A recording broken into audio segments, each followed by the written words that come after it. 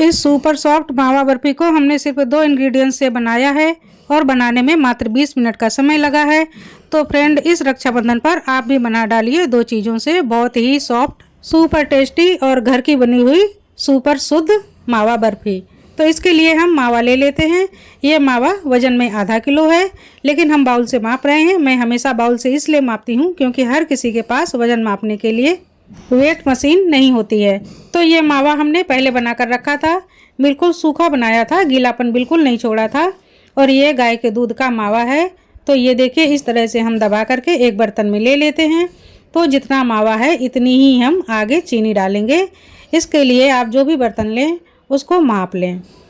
तो अब हम डालते हैं सिर्फ 1 चम्मच देसी घी। यहाँ पर हमने गाय के घी का इस्तेमाल किया है और इस घी को पिघला लेते हैं। और अब हम मावा को एक बार फिर से भून लेते हैं।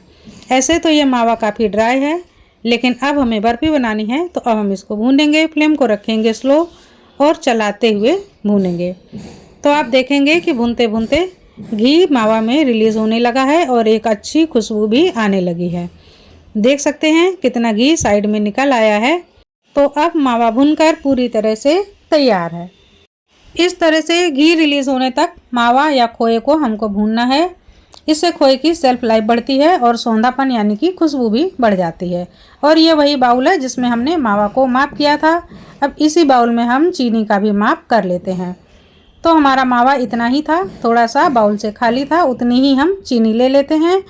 वेट मशीन से मापने की कोई ज़रूरत नहीं है। इस तरह से आप माप करेंगे तो चीनी का माप बिल्कुल सही होगा। फ्रेंड, ये सिर्फ 2 चीज़ों की ही मिठाई है और इसको बनाने के लिए मावा पहले बनाकर रखना होगा। आप 2-3 दिन पहले मावा को बना करके फ्रिज में रख लीजिए और उसके बाद आप मिठाई बनाएंगे तो 20 मिनट के अंदर ही बन करके तैयार हो जाएगी। अच्छे से हम भून लेते हैं। फ्लेम को स्लो ही रखना है। अब हम डाल देते हैं आधा छोटा चम्मच इलायची का पाउडर, इसको भी मिक्स कर लेते हैं। तो अब हमें बहुत अच्छे से भूनना है। फ्लेम को स्लो रखना है और नीचे से तली से चलाते हुए ही भूनना है। तो फ्लेम को स्लो रखते हुए मैं यहाँ पर तली से चला रही हूँ लगातार। कभी कभी मुझे थोड़ा सा ध्यान कैमरे की तरफ भी देना पड़ता है, तो उसमें हमारी रेसिपी जो हमारी मनपसंद होती है उतनी नहीं हो पाती है। तो इस तरह से मैं लगातार चलाते जा रही हूँ। और एक थाली में हमने थोड़ा सा घी लगा करके थाली को ग्रीस कर लिया है। अब इसमें हम बर्फी को फैलाएंगे। तो थाली भी रेडी है। इधर हमारा मावा भी पक रहा है, साइड से बबल्स आने लगे हैं और किनारा छोड़ने लगा है। तो अलग से इस बर्फी में गोटी लेने की ज़रूरत तो नहीं है। अगर आप चाहते हैं तो थोड़ी सी गोटी को प्लेट में निकाल करके देख लीजिए। अब हम यहाँ पर डाल रहे हैं नारियल। ये कद्दूकस किया हुआ नारियल है और ऑप्शनल है। अगर आपको पसंद है तो डालिए और अगर पसंद है तो नहीं डालिए। फ्लेम को हमने पहले ही बंद कर दिया है। इसी की गर्मी में नारियल में भी सौंधापन आ जाएगा। मावा काफ़ी गर्म होता है और काफ़ी देर से ठंडा हो पाता है, इसलिए हमने नारियल को पहले भूना नहीं है। अब हम थाली में सारे मावा को डाल देते हैं। तो मैंने आपको बताया था जब हमें भी कैमरे की तरफ थोड़ा सा ध्यान देना पड़ता है तो कभी कभी रेसिपी में कुछ गड़बड़ हो जाती है। थोड़ा सा मावा हमारा कढ़ाई की तली में चिपक गया है। आप ये गलती ना कीजिए, इसके लिए मैंने बता दिया है। और अब हम थाली में फैला देते हैं। ठंडा होने में कुछ वक्त लगेगा। और ये देखिए, कोई भी सिंथेटिक कलर नहीं है, ये ओरिजिनल मावा का ही कलर है। फ्रेंड, आपने भी ध्यान दिया होगा कि मैं अपनी रेसिपी में सिंथेटिक कलर का इस्तेमाल नहीं करती हूँ, ना ही एक्स्ट्रा ऑयल का इस्तेमाल करती हूँ। तो ये देखिए कितनी बढ़िया बर्फी बन करके तैयार हुई है। इसको हमने ढक दिया था 4 से 5 घंटे के लिए, क्योंकि ये उस समय नरम थी। तो अब हम इसको कट कर लेते हैं।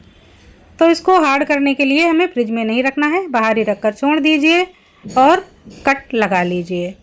तो ये देखिए, अब मैं आसानी से कट लगा सकती हूँ। अब थोड़ी सी हार्ड हो गई है और सिर्फ 2 सामान से इतनी अच्छी सी मिठाई बन गई। बाहर हम मार्केट में जाते हैं तो मिलावटी चीज़ें ले आते हैं और बहुत महंगी भी लाते हैं।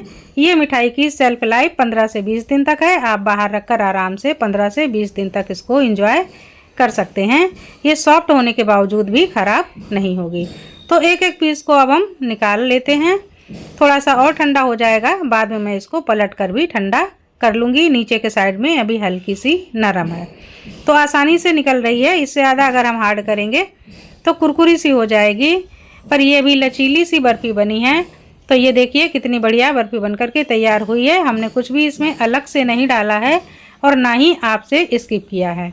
तो एक पीस को मैं तोड़ करके आपको दिखा देती हूँ।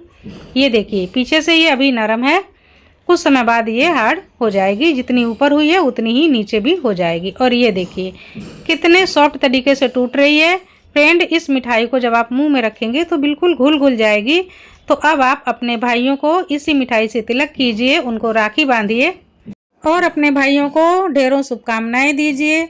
और आप अपने परिवार और मित्रों के साथ इस मिठाई का आनंद लीजिए।